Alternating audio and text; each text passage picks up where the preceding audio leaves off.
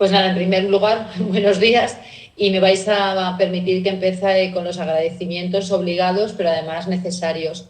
Agradezco de forma especial a Carmen, la presidenta de la Asociación Otros Sí, que me haya invitado otro año más a compartir estas jornadas. También quiero, evidentemente, agradecer sobre la propia Asociación Otros Sí, y lo que quiero agradecerles es que tengamos estas jornadas como portavoz y altavoz de un tema tan importante como es la igualdad. He escuchado a todas las mujeres que han intervenido antes que yo con verdadera atención y he estado sorprendida de las magníficas intervenciones que me han precedido.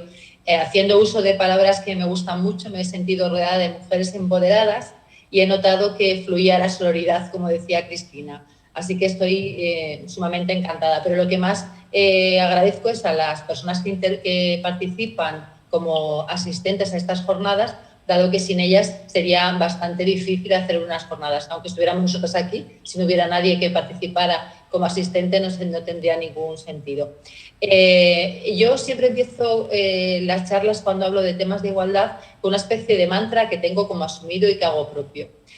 Siempre hablo de la abogacía del siglo XXI, porque no debemos olvidar que ya estamos en el siglo XXI, y pienso que las mujeres, las abogadas, dentro de esta abogacía del siglo XXI, no solamente somos una parte importante, porque como bien decía antes Cristina, en algunos tramos somos incluso más, pero además me gusta decir que debemos ser el motor del cambio. Yo estoy convencida que las mujeres cambiaremos la abogacía en el siglo XXI y estamos cambiando la abogacía en el siglo XXI. Cuando hablamos de mujer y hablamos me gustaba mucho el título de la mesa, que en cuanto a los avances en la igualdad, lo que hacen es que haya un mejor desarrollo profesional. Y tienes razón. Las mujeres, yo creo que necesitamos participar tanto a nivel institucional como a nivel profesional en lo que es en la abogacía.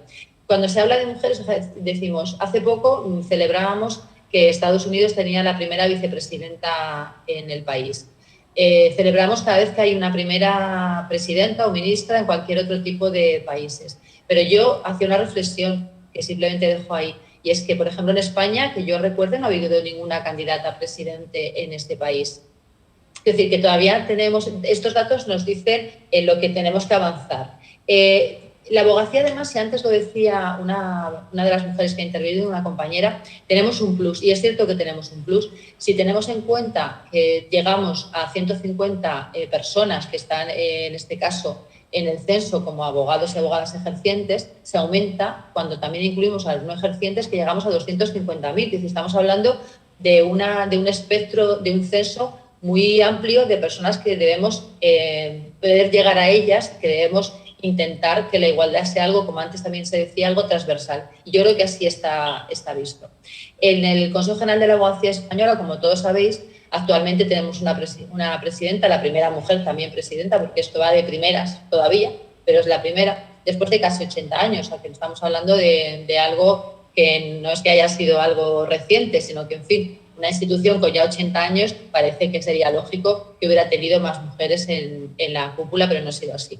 Pero también es verdad que poco a poco, y según vamos avanzando y siendo más las mujeres que intervenimos y las que trabajamos en el Consejo, yo creo que estamos dando una visión de lo que sería la perspectiva de género que antes decíamos y tan importante.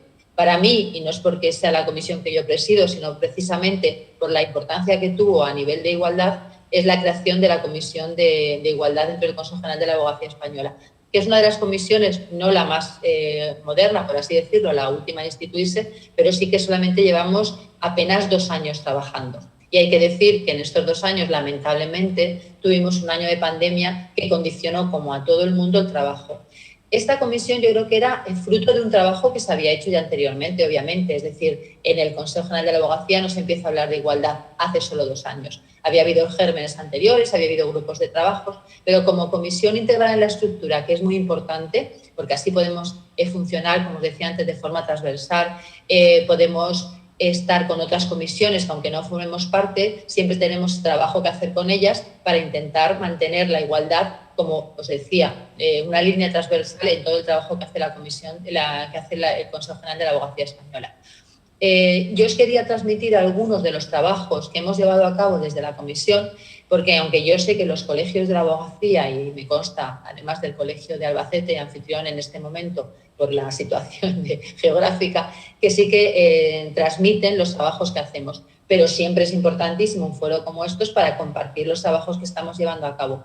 Y una cosa fundamental que yo siempre intento comentaros, y es que todas aquellas propuestas que tengáis en materia de igualdad nos las vais a llegar. Es decir, no solamente trabajamos y estamos dentro los que estamos formando parte de la comisión, sino que además siempre estamos abiertas a cualquier propuesta que nos hagan, porque es muy sencillo llegar a nosotros y porque además creemos que es mucho más enriquecedor que aquellos compañeros y compañeras que nos quieran hacer llegar las propuestas puedan llegar.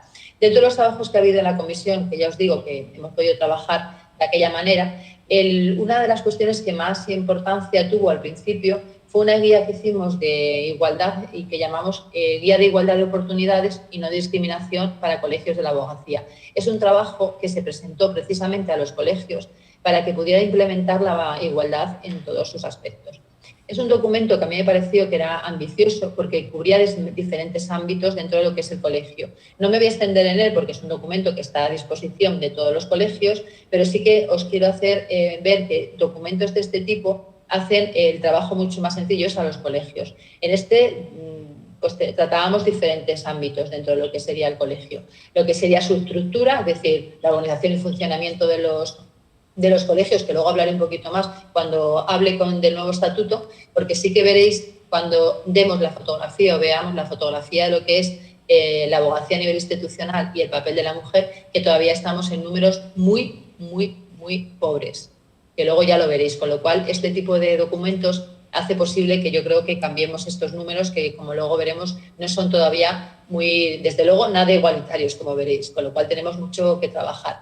Entonces, como os decía, esta guía entraba en lo que era el funcionamiento de los propios colegios, a la hora pues, de creación de comisiones de igualdad, a la hora de también tener conciliación no solamente en el personal del colegio, que también es importante, sino en lo que se puede ayudar a los compañeros y compañeras para conciliar. En cuanto a comunicación y documentación, si os dais cuenta, muchas veces la comunicación no muchas veces, es muy importante y la imagen es muy importante. Entonces, intentar que no sean imágenes sexistas o intentar que sean imágenes mucho más igualitarias. Yo recuerdo antes que los documentos nunca tenían lenguaje inclusivo, que las imágenes cuando hablábamos del abogado era siempre un abogado y no era una abogada. Todo ese tipo de cuestiones hemos ido, yo creo que avanzando, pero todavía nos quedan cosas que hacer.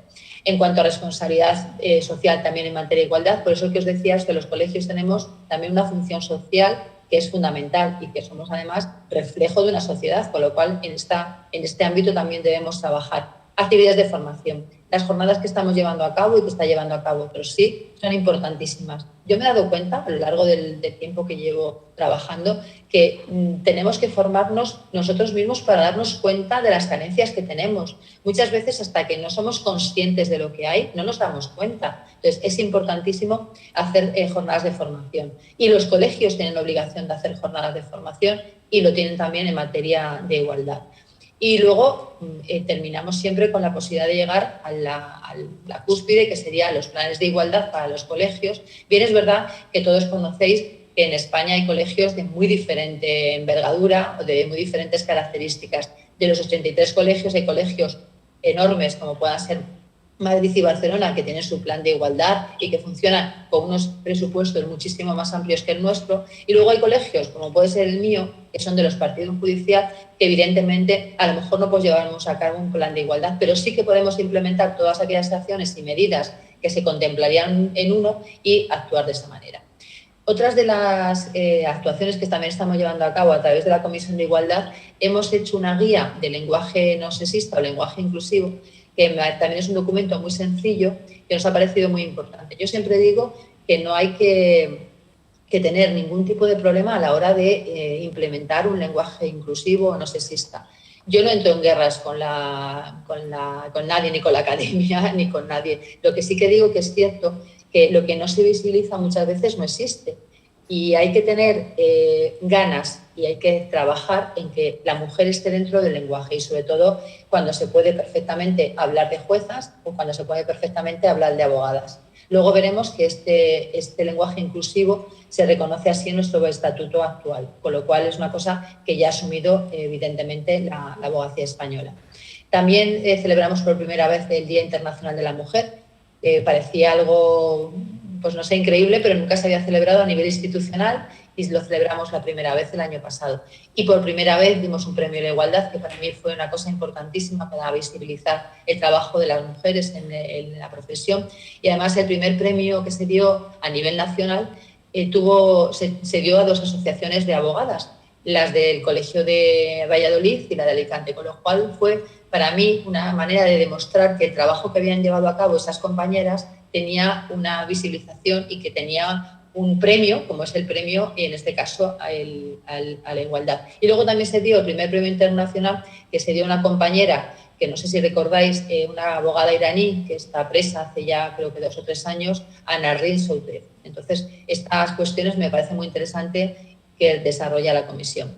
Os decía antes que el estatuto que todos sabéis, que entró el nuevo estatuto de la abogacía española, que entró en vigor el 1 de julio de este año que estamos en ello, pues que sí que quería deciros que, como todos sabéis, el estatuto de la abogacía española, que entró en vigor el 1 de julio, en materias de igualdad, y desde la Comisión también de Igualdad hemos hecho unas recomendaciones, porque todos sabéis que los estatutos particulares de los colegios tienen que estar acoplados y modificados en aquellos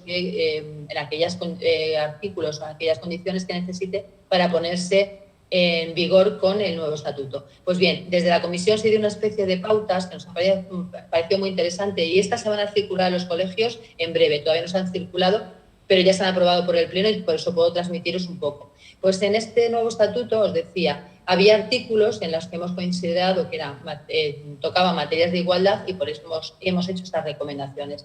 El primero de ellos, como quiero que sepáis, que es el artículo 14, nos habla precisamente del lenguaje no sexista. Como veis, el nuevo estatuto no habla de colegios de abogados, habla del colegio de la abogacía. Y luego, cuando no habla tanto de abogados, sino profesionales de la abogacía también. Dentro de esta, entiendo que política de igualdad del Consejo, y necesario a la hora de que se vea en el lenguaje. Luego, otra cosa que también nos ha parecido interesante es que, bueno, también es verdad que es cierto que muchos consejos o muchos colegios ya han cambiado de denominación y han pasado a llamarse Colegio de la Abogacía. Antes hablaba Cristina, la diputada del Colegio de Albacete, que precisamente el Colegio de Albacete es ya Colegio de la Abogacía. Luego, por ejemplo, el artículo 75 del nuevo estatuto nos habla precisamente de la responsabilidad que tienen los colegios de la abogacía a nivel de valores democráticos, de poner en alza. Y uno de los derechos fundamentales que todos sabéis que existe es el derecho a la igualdad, con lo cual los colegios deben promover, organizar y ejecutar estos programas y estas medidas. En este sentido, lo que se recomienda es que los colegios tengan pues, comisiones de igualdad y de diversidad para trabajar en este tipo de cuestiones.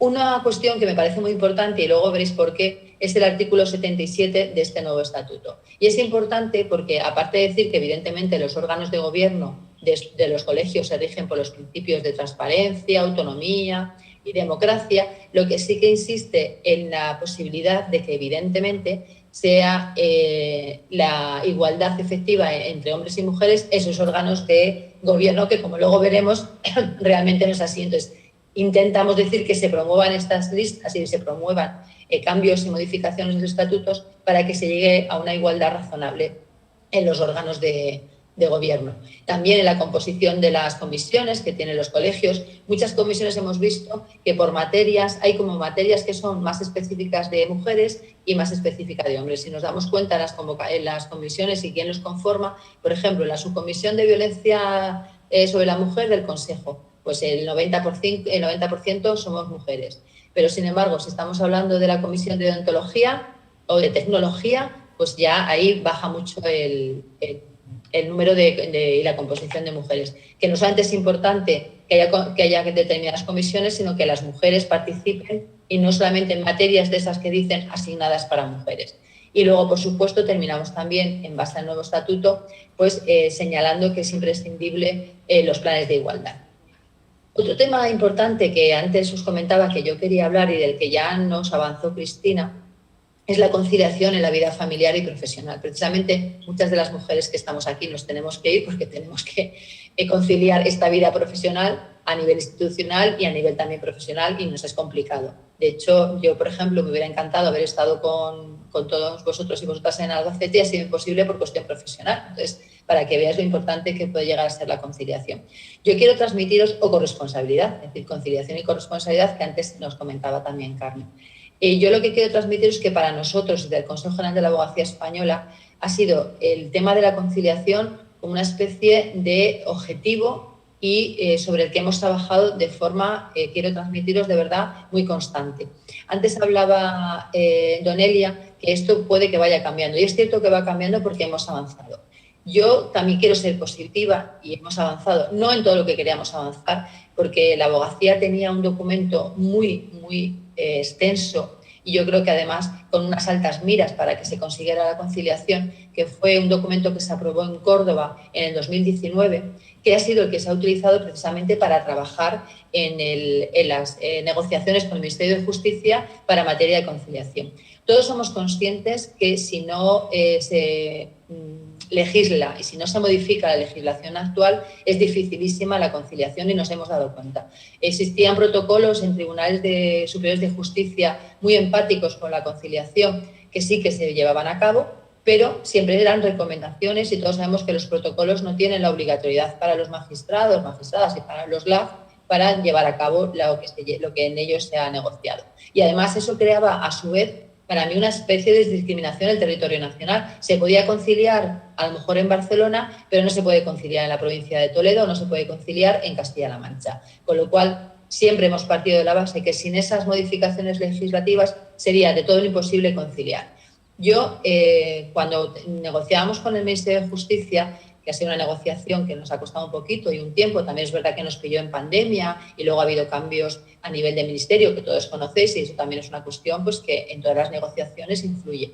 Pero siempre decíamos que es imposible que haya una profesión en el siglo XXI que no concilie plenamente o que no tenga derecho a la conciliación, porque yo he llegado a momentos en que he pensado que por qué la abogacía no tenía derecho a conciliar, que por qué nuestra profesión no podía conciliar. Algunas veces se nos decía que es porque teníamos enfrente un derecho, que es el derecho a la tutela judicial efectiva, el derecho de defensa, que podía confrontar con la conciliación. Pero nada más lejos de eso, yo creo que incluso la conciliación beneficia al derecho de defensa, beneficia a que se lleve a cabo una buena defensa y beneficia a la tutela judicial efectiva, por ende. Con lo cual yo creo que conciliar en el siglo XXI no solamente es una petición, sino que es un derecho que tenemos que seguir solicitando y que aunque hemos conseguido cosas que ahora os veremos, yo creo que evidentemente todavía hay cosas por conseguir y cosas por solicitar.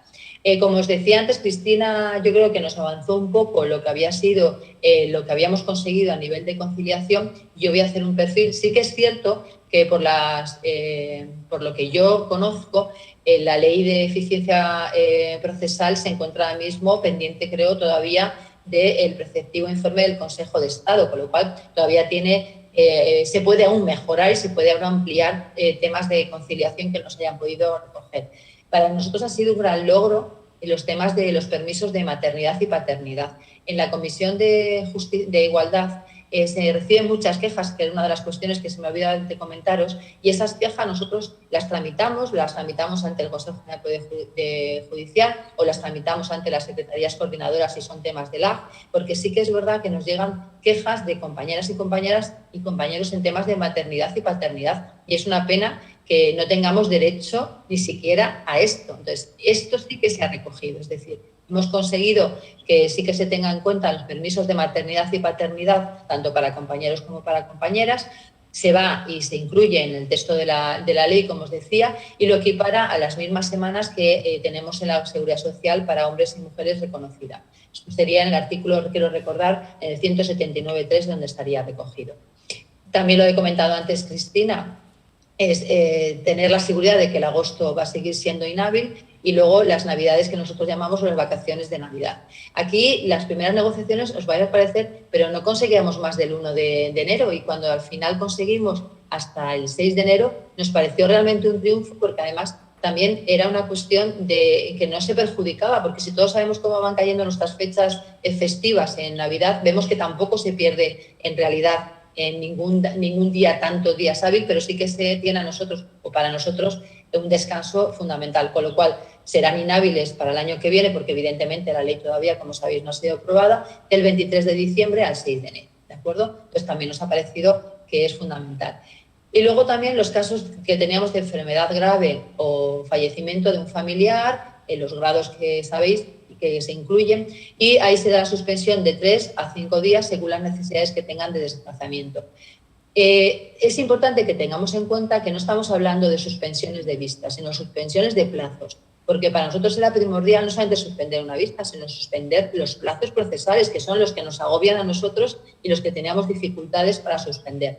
Nos han quedado pendientes, y es un tema que vamos a seguir machacando y negociando, intentando que se incluya en las múltiples reformas que pueda haber o modificaciones que se pueden dar en la ley, y es la propia enfermedad grave del abogado o de la abogada, la que lleva mucho tiempo, la de larga duración. Somos conscientes de que evidentemente no podemos pedir que se paralice un procedimiento pues ni un año, ni un año y medio, lamentablemente, ni 6 meses, pero sí que somos conscientes de que se puede llegar a cabo con un margen, pues no sé, 40 días, 60 días, un margen en el que nos dé tiempo, si desgraciadamente el compañero o compañera no puede llevar a cabo el procedimiento por cuestiones de enfermedad, pues que se pueda dar un margen a la persona o al compañero o compañera que le vaya a sustituir. Luego también me gustaría transmitiros que dentro de lo que ha sido la negociación con el Ministerio de Justicia ha sido muy satisfactoria el hecho de que, aunque no se han conseguido todo aquello que pedíamos, sí que se ha hecho un grupo de trabajo en el que estaba la Procura, estaba la abogacía, estaban los graduados sociales, para intentar que temas como este, que es de la conciliación, que son importantes, se puedan tratar a todas las bandas. Y me parece que es una manera de trabajar con los ministerios que deberíamos tenerlos en cuenta, y yo creo que el Ministerio de Justicia ha estado, y así nos lo ha transmitido, la manera de trabajar con los grupos de trabajos a este nivel ha sido, me parece que muy interesante. Para no alargarme mucho más, aunque luego podemos intentar que vamos un poco más de tiempo, solamente os voy a terminar con unas cifras que antes os comentaba de cómo estábamos en la abogacía a las mujeres. Voy a empezar por deciros, por ejemplo, que me ha parecido interesante y lo tenéis en el censo del Consejo General de la Abogacía, en los colegios con mayor presencia de mujeres y los con menos presencia. Simplemente datos estadísticos que me han parecido muy interesantes. Mira, el colegio que más mujeres tiene dentro de su censo, más compañeras, es el de Sueca, que tiene más mujeres. Y luego también tiene Santiago de Compostela, Orense y Santa Cruz de Tenerife. Los que menos mujeres tienen, pues estaría Cáceres, Estella, Teruel, Valladolid, Sevilla, porque unos datos que tengáis a este nivel. Y luego, lo que a nivel institucional que os decía antes, seguimos necesitando mujeres que accedan a las instituciones de la abogacía. Todavía solamente somos 17 mujeres dentro de los 83 colegios que somos. A mí, sinceramente, me parece poco, sobre todo si tenemos en cuenta que es cierto que de 45 años para abajo de edad en el censo son más las mujeres que hombres en los colegios. Y si vamos a los primeros años de incorporación, se incorporan más mujeres. Yo, como soy de las de más de 50 años, pues soy de las que menos mujeres había. Pero lo que me refiero es que lo que necesitamos es que la mujer participe. Y yo creo que nosotras, las que estamos dentro, y las compañeras que estáis ahí, debemos aunar fuerzas y debemos entrar a las instituciones. No puede ser que solamente seamos 17 decanas de los 83 colegios. Pero es que luego, viendo estadísticas también del censo en cuanto a lo que era a nivel institucional, me he dado cuenta que no solamente hay pocas decanas, es que luego también hay pocos vicedecanos. Es decir, hay pocos vicedecanos, hay pocas secretarias, hay pocos tesoreros, es decir, fijaros dónde os voy a decir dónde hay más mujeres. Hay más mujeres en las juntas de gobierno, bibliotecarias. Son los cargos en los que, según la estadística que tengo aquí, hay más mujeres. No puede ser que una profesión que tiene tantas compañeras que la integran, en la cúpula no estemos. Y yo os voy a decir por qué. Porque yo creo que las perspectivas que da una mujer, sin despreciar para nada a los compañeros, que pueden perfectamente tener una perspectiva de género, y conozco compañeros que la tienen y que, vamos, para ellos la igualdad es un objetivo igual que para mí. Pero sí que es cierto que damos distintas perspectivas y enriquecemos. Entonces, yo creo que lo que debemos hacer es participar. Y se debe participar en las instituciones porque son instituciones que a lo largo desarrollamos el ejercicio de la profesión. Entonces, muchas veces nos quejamos de cómo estamos en la profesión o en el ejercicio, pero yo creo que si no participamos en estas instituciones nos es más complicado aún todavía. ¿Por qué no deciros que la perspectiva que tenemos las mujeres de la profesión con respecto a los hombres pues no tiene nada que ver? Antes decía Cristina y nos daba unos datos, en cuanto a lo que había sido la macroencuesta que se hizo en perspectiva de género y en igualdad por el Consejo General de la Abogacía. Yo, como ya termino con esto, me gustaría daros unos datos que a mí siempre me han llamado la atención y yo siempre termino con ellos porque no han variado, es que me siguen pareciendo totalmente actuales. Y es que nosotros, por ejemplo, les preguntaba si pensaban que no predominaban los comportamientos machistas en la profesión. Y nuestros compañeros, en un 67%, decían que no existían estos comportamientos machistas. Sin embargo, las mujeres sí que entendíamos que existían los comportamientos machistas y tan solo un 36% de las mismas decían que no existía. Las retribuciones. El 61% de los hombres piensan que hombres y mujeres percibimos los mismos honorarios y, sin embargo, las mujeres en un 31% decimos pues, que evidentemente no son iguales. ¿Vale? O sea, quiero decir que las estadísticas siempre nos dan un poco de la fotografía de lo que es la profesión. Y luego, los abogados piensan que, les preguntamos, ¿tienen los abogados mejor posición para ascender en la profesión? Pues evidentemente los hombres decían que no, que eran igualitarios, que más o menos el 40% decía, bueno, solamente el 40% pensaban que los hombres tenían mejor posición. Sin embargo, el 77% de las mujeres pensamos que los hombres tienen mejor disposición en la profesión para ascender. Son datos que los tenéis ahí a vuestra disposición y que yo creo que nos dan una fotografía de lo que es. Como vamos muy mal de tiempo, yo voy a terminar siempre con 4 o 5 palabras que termino siempre cuando hablo de este tipo de cuestiones. Hay que insistir, hay que persistir, hay que resistir y nunca desistir en los temas de igualdad. Así que nada más, muchísimas gracias. He estado encantada en compartir con vosotros estas jornadas y estoy a vuestra disposición para lo que queráis. Gracias.